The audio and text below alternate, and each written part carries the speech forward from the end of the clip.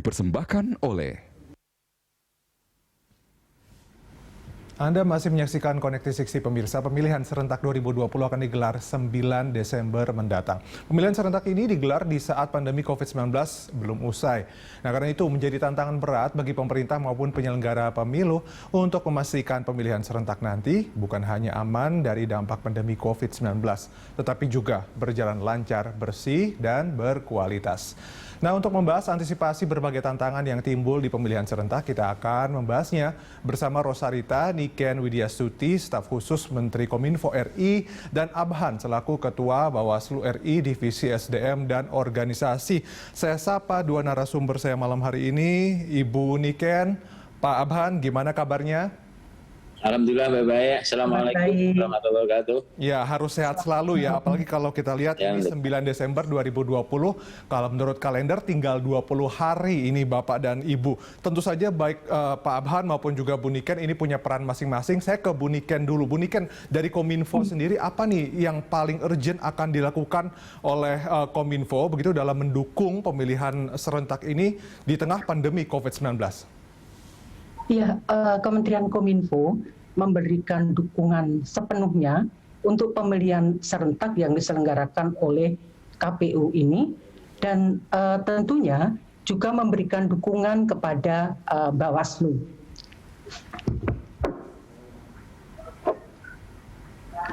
Dukungan yang diberikan oleh Kominfo adalah sosialisasi mengenai pemilihan serentak melalui produksi konten, kemudian kita diseminasikan melalui berbagai platform, baik itu media mainstream seperti media elektronik, media cetak, media digital, media sosial, dan juga kerjasama dengan berbagai komunitas.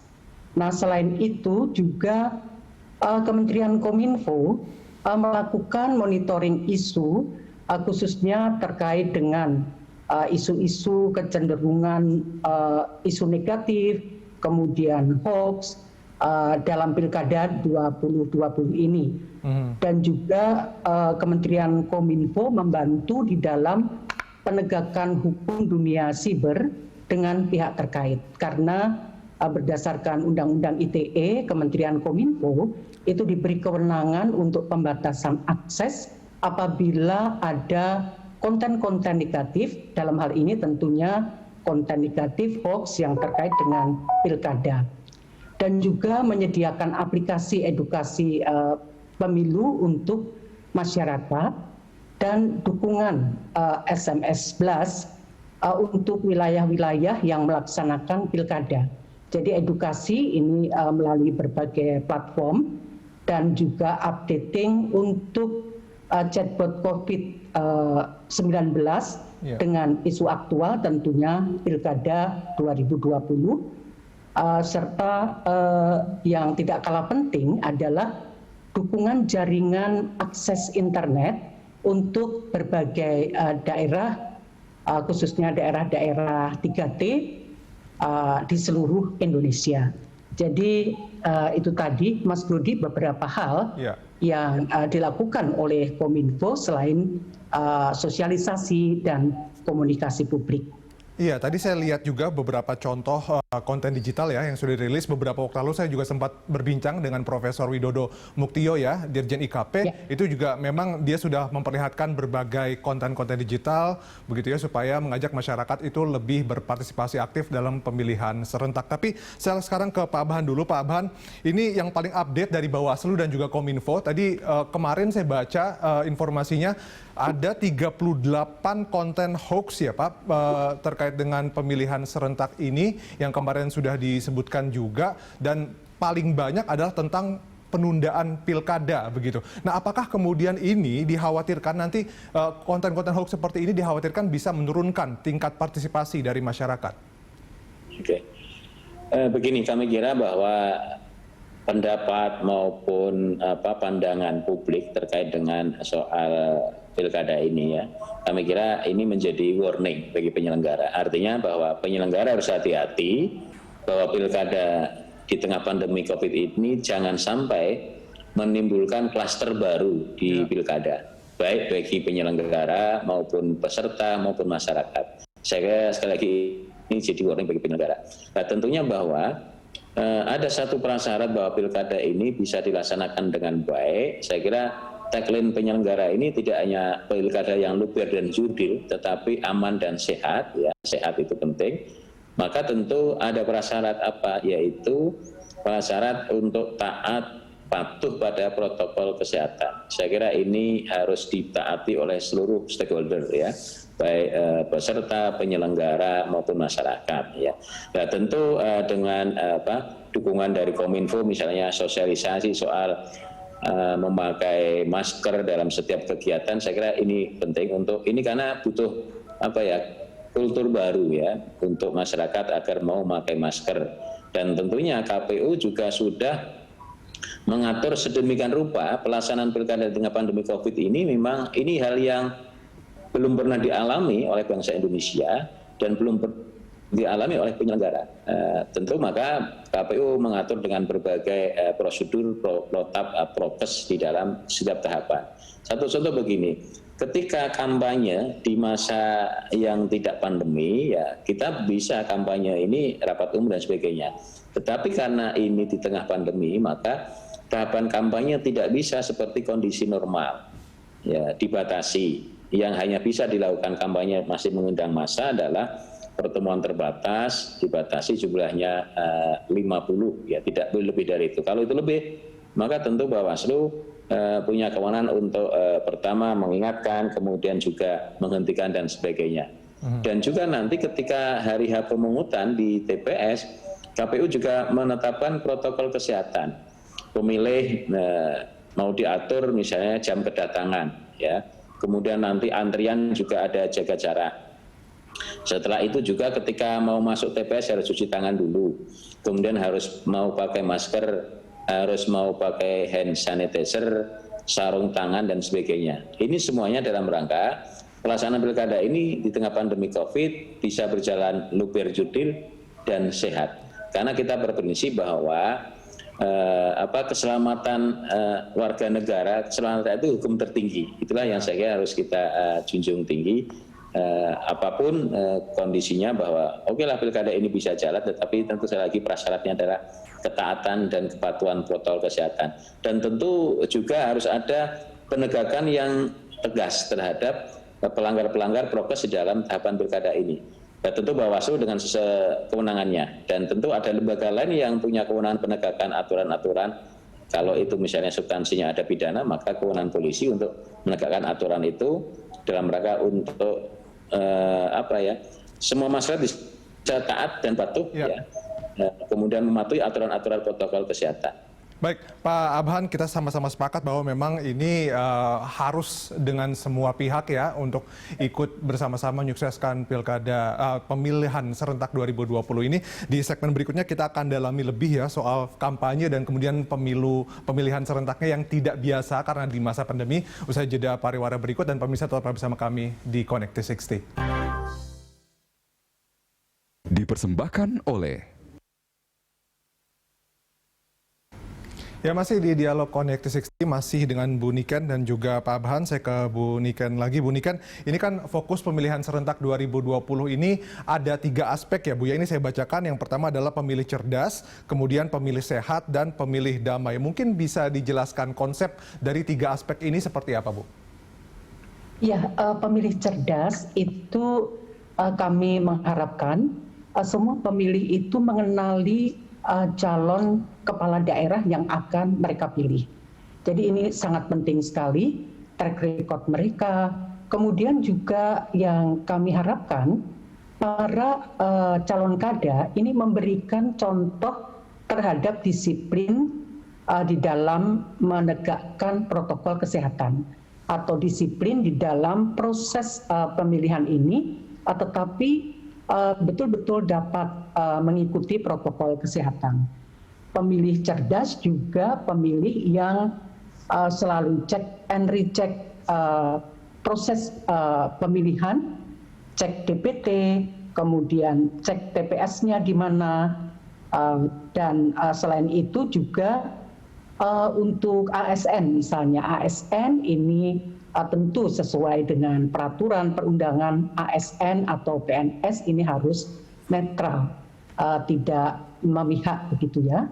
Kemudian untuk pemilih sehat ini pemilih ini harus memastikan tahapan atau protokol kesehatan bisa dilalui, mulai dari misalnya mengikuti kampanye. Tadi sudah disampaikan oleh Bapak Aban, Ketua Bawaslu, bahwa untuk rapat-rapat umum terbuka itu dibatasi 50 orang, begitu ya.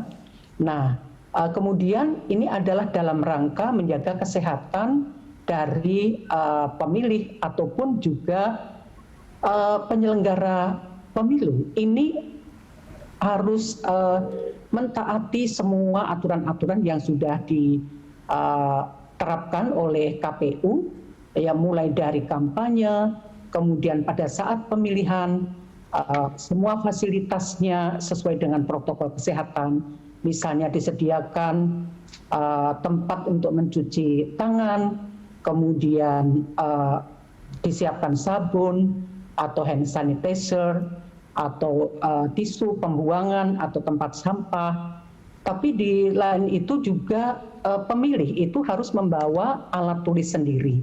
Kalau dulu kan alat tulisnya satu untuk rame-rame ya, tapi ini kita bawa pulpen sendiri untuk absen begitu ya, atau registrasi. Nah, pada saat pemilihan ini juga harus menjaga jarak. Dan setelah memilih, kalau dulu tanda setelah kita memilih kan mencelupkan kelingking atau jari kita di tinta begitu. Nah, sekarang bukan mencelupkan tetapi ditetes. Jadi tidak memasukkan tangan di dalam botol tempat tinta. Kemudian pemilih damai itu semua baik itu calon kada beserta pendukungnya ataupun masyarakat itu menjaga persatuan dan kesatuan, menghindari atau anti hoax, karena hoax ini kan potensial untuk memicu konflik, memicu perseteruan antar pendukung begitu ya. Jadi kita menghindari konflik SARA, menghindari konflik karena hoax, tetapi mengutamakan persatuan dan kesatuan bangsa. Oke. Itu Mas. Pak Aban, ini kan mungkin kalau yang terbiasa melakukan kampanye interaksi tatap muka secara langsung mungkin agak aneh, agak sulit buat mereka untuk beradaptasi dengan kampanye virtual begitu ya, dengan konten-konten digital. Nah, sejauh ini komitmen dari para calon pemimpin yang akan bertarung di pemilihan serentak nanti seperti apa dalam menerapkan protokol kesehatan begitu? Apakah memang sudah ada pelanggaran-pelanggaran yang dilihat oleh Bawaslu? Sebetulnya kan metode kampanye itu banyak ya, tidak hanya pertemuan tatap muka ya. Ada metode kampanye penyebaran bahan kampanye, pemasang alat peraga kampanye itu masih bisa dilakukan ya. Nah, di antaranya adalah metode kampanye memang namanya rapat umum, kemudian pertemuan terbatas tatap muka. Dalam konteks pilkada karena pandemi ini maka bentuk kampanye rapat umum ditiadakan ya. Masih diberi ruang pertemuan terbatas yang dibatasi hanya 50 orang ya. Tetapi memang ini kan kultur baru kira-kira. Sebenarnya kita mendorong dengan regulasi itu penyelenggara mendorong agar bisa dialih ke yang sifatnya daring. Tapi ternyata memang daring ini tidak semua bisa melakukan itu kan. Maka sepanjang masa kampanye sejak 26 sampai saat ini memang kalau kita hitung perbandingannya antara yang pertemuan tatap muka dengan yang daring, banyak yang dilakukan dengan tatap muka. Yeah. Daringnya lebih kecil itu kan. Ya, ini sekali lagi karena budaya baru lah. Memang ini dituntut kreasi dari pasangan calon dan tim kampanye untuk inovasi dengan metode-metode kampanye yang banyak daringnya ini dan dengan keterbatasan tidak adanya tatap muka yang bisa banyak mengundang massa. Memang di masyarakat umum itu kan kampanye itu diidentikan dengan kegiatan yang ramai lah kira-kira, yang ramai. Kalau perlu ada dangdutan dan sebagainya. Nah, ini kan nggak boleh itu kan, karena pandemi COVID. Sekali lagi, tetapi ini saatnya calon kepala daerah harus bisa menunjukkan komitmennya untuk menanggulangi, mengatasi persoalan COVID. Karena apa? Bahwa ketika nanti terpilih, tantangan pertama adalah bagaimana menyelesaikan persoalan COVID ini. Tantangan berikutnya bagaimana menyelesaikan perekonomian pasca COVID ini. Saya kira inilah yang harus menjadi contoh. Bagaimana caranya, bagaimana mungkin calon kepala daerah ini bisa mengendalikan massa, diuji. Kalau mengendalikan massanya saja nggak bisa, bagaimana mungkin akan mengendalikan seluruh warga di daerahnya yang sedemikian banyak, ratusan ribu, bahkan di daerah tertentu bisa sampai 1 juta. Inilah diuji ketika masa-masa kampanye ini bisa nggak menunjukkan komitmennya terhadap penerapan protokol kesehatan. Sekali lagi tentu ini butuh komitmen bersama, komitmen dari peserta, kemudian juga masyarakat, partai politik juga punya peran itu, dan juga komitmen penegak hukum lainnya untuk tegas di dalam menegakkan aturan protokol kesehatan ini, biar ada efek jerah. Saya kira polisi punya peran besar untuk menegakkan aturan-aturan ini secara tegas. Karena apa? Keterbatasan kewenangan Bawaslu ketika pelanggaran protokol kesehatan itu tidak diatur di dalam undang-undang pilkada, tetapi ada di undang-undang lain di luar undang-undang pilkada. Iya, jadi nanti biar calon pemilih yang melihat begitu siapa calon mereka begitu yang memang benar-benar di kampanyenya saja sudah peduli dengan protokol kesehatan. Sehingga itu yang kemudian mungkin potensial untuk dipilih nanti dalam memimpin daerah masing-masing. Kita masih punya satu segmen lagi, Ibu Niken dan juga Pak Abhan untuk berdialog di Connected 60. Jadi pemirsa tetaplah bersama kami. Dipersembahkan oleh kita sudah tiba di segmen terakhir. Kita langsung ke Bu Niken. Bu Niken, ini kalau dari kajian, dari pemetaan dari Kominfo sendiri, apa kemudian akan menjadi kunci untuk menyukseskan pemilihan serentak yang berlangsung di masa pandemi seperti sekarang? Ya, tentunya kunci sukses dari pemilihan serentak adalah partisipasi publik di dalam menggunakan hak pilihnya. Dan selain itu, kalau terkait dengan Kominfo Kominfo selama ini khususnya Direktorat Jenderal Informasi dan Komunikasi Publik terus proaktif melakukan sosialisasi untuk meyakinkan bahwa pemilihan serentak tahun 2020 itu dilaksanakan secara demokratis, sehat, aman, dengan mengoptimalkan penggunaan platform digital terkait dengan kampanye hingga hari pemilihan. Kemudian juga Kominfo bekerjasama dengan lembaga-lembaga atau berbagai institusi dalam pengamanan sistem IT dengan pihak terkait seperti kita kerjasama dengan KPU, dengan BSSN, dengan BIN, BPPT, dengan Polri, perguruan tinggi, dan tentu dengan Bawaslu. Ini untuk pengawasan konten internet di dalam penyelenggaraan pemilihan serentak ini.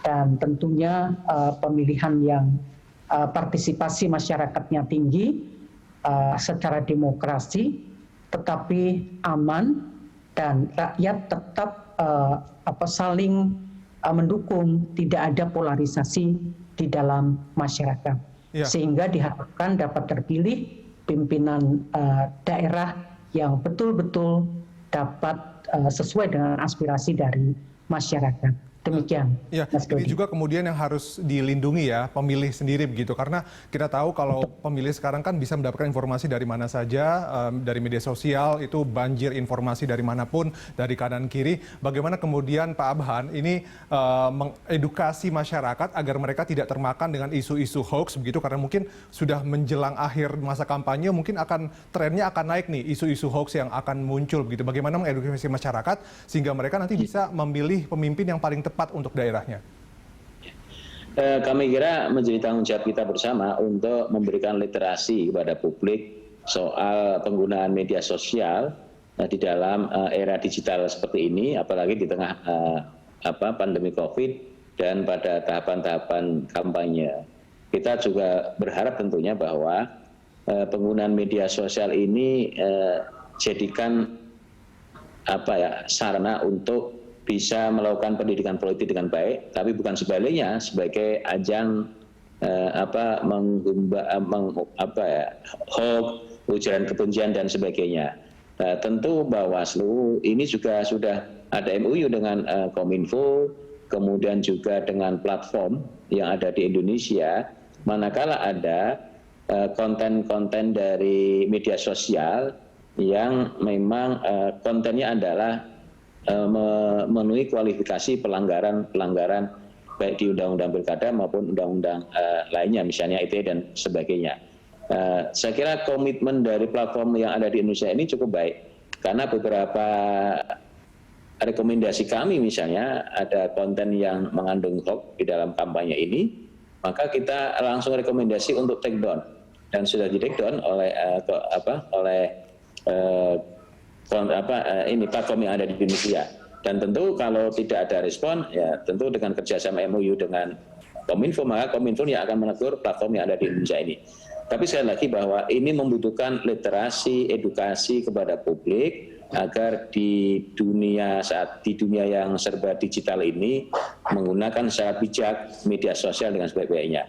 KPU sudah mengatur sebetulnya bahwa platform maupun konten untuk sarana kampanye media sosial itu dibatasi jumlahnya dan semua harus didaftarkan.